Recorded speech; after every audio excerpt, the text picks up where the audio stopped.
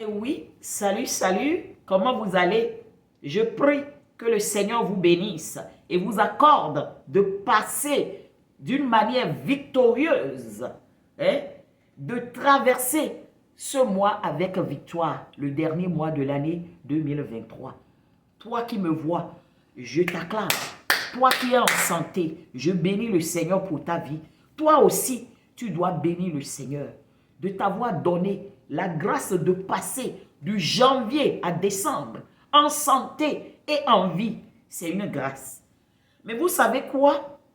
Il y a cette culture qui crée en nous les humains la peur du futur, la peur de ne pas voir l'année qui va suivre.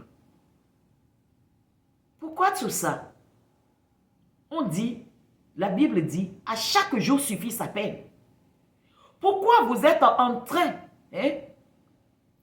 de penser beaucoup à l'inconnu? Vous passez tout votre temps à penser à l'inconnu, à avoir peur de l'inconnu, et vous refusez de jouir du présent.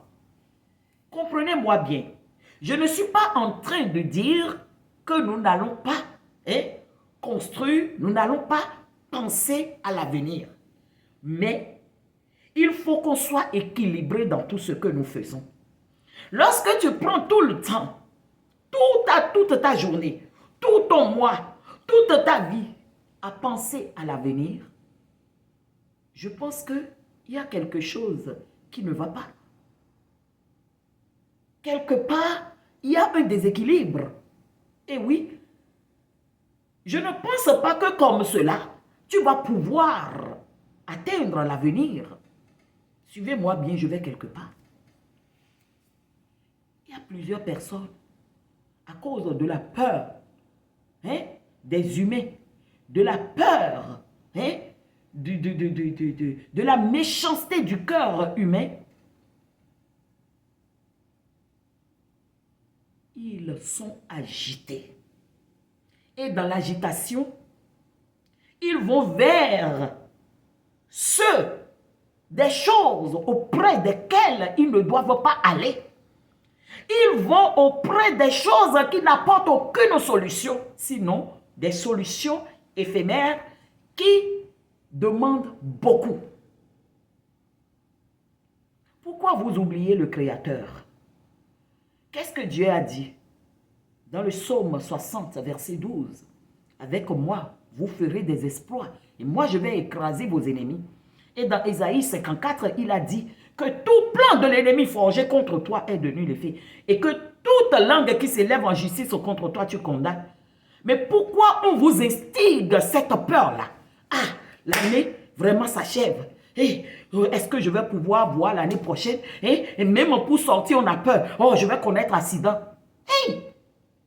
Oui, tu vas faire attention à toi-même. Mais il faut déclarer des bonnes choses sur toi. Déclare les promesses de Dieu sur ta vie. Et fais face à Dieu.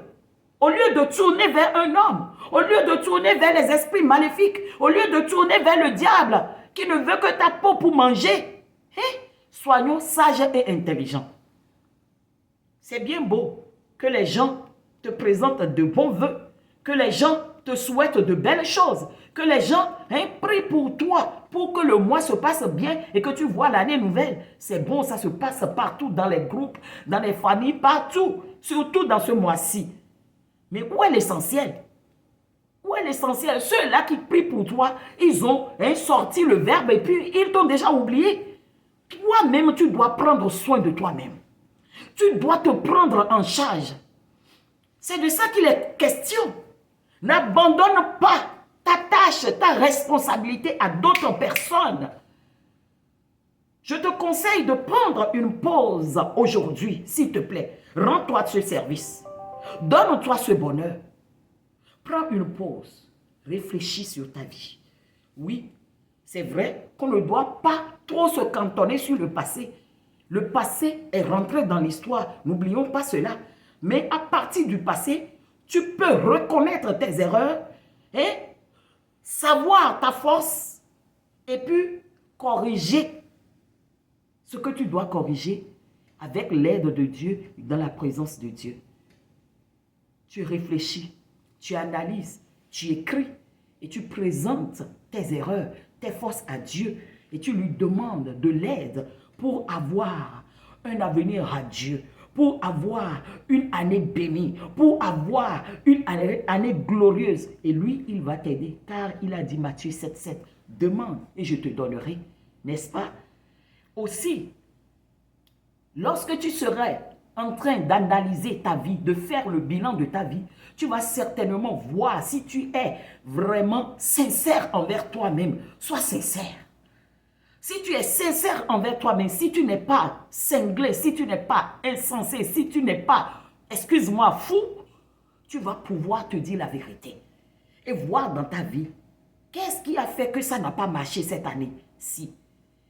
Qui sont les personnes de ma vie qui m'empêchent de progresser, qui m'ont empêché de progresser, d'aller où je voulais aller, d'atteindre l'objectif que je m'étais fixé au 1er janvier. S'il te plaît, il faut te séparer de ces gens.